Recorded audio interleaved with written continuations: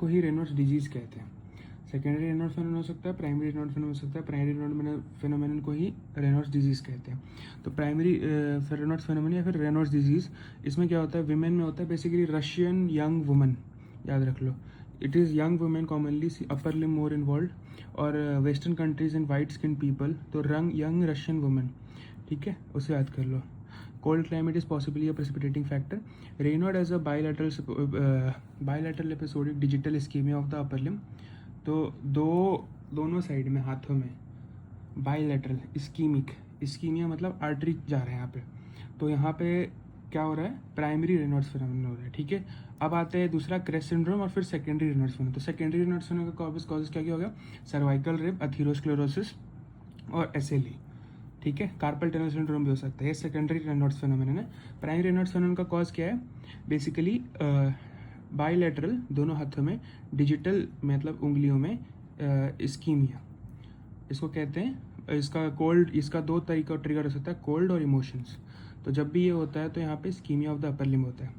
ये हो गया प्राइमरी रेनॉल्ड्स फेनोमेनन। फिर क्रेस्ट सिंड्रोम में आ गया CREST। तो सबसे पहले सी में क्या आ गया, सी में आ गया तुम्हारा पहले हो गया कैल्सिनोसिस, फिर आर से तुम्हारा हो गया तुम्हारा रेनॉल्ड्स फेनोमेनन जो हम लोग पढ़ रहे हैं, इसको सबको मिला के कहते हैं रेनॉल्ड्स सिंड्रोम। तो सी से हो गया तुम्हारा कैल्सिनोसिस, आर से हो गया तुम्हारा रेनॉल्ड्स फेनोमेनन जो कि सिंड्रोम में आ रहा है। फिर ई से हो गया ईसोफेजल डिफेक्ट्स, फिर हो गया एस से तुम्हारा स्क्लीरोडेक्टाइली, और लास्टली हो गया टी से टेलेंजेक्टेशिया। टेलेंजेक्टेशिया कहने का मतलब 3 mm से कम का डायलेटेड वेन्स। तो ये पांचों को मिला के कहते हैं क्रेस्ट सिंड्रोम।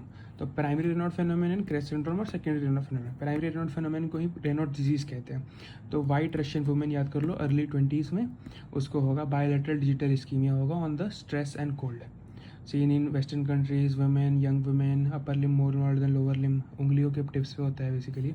और सेकेंडरी का कॉजेज हो गया थीरोस्क्लेरोसिस, एसएलई और सर्वाइकल रिब और मीडियन कार्पल टनल सिंड्रोम, ठीक है। वाइब्रेटिंग टूल से भी हो सकता है।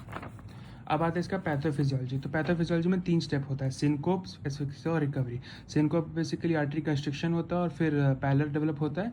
एस्फिक्सिया में तुम्हारा कैपिलरी डायलेट होता है, पहले कंस्ट्रिक्ट, फिर एस्फिक्सिया में तुम्हारा डायलेट होता है, ब्रीफ वासो कंस्ट्रिक्शन, फिर कैपिलरीज डायलेट, फिर bluish discolouration of the part, cyanosis हो जाता है। फिर हो गया तुम्हारा स्टेज ऑफ रूबर कहने का मतलब रेडनेस। तो as the attack passes off, relaxation of arterial occurs, circulation improves and redness occurs. ये थर्ड स्टेज है, लास्ट स्टेज। और इसका क्लिनिकल फीचर्स पता ही है, यंग वुमेन और बायलैटरल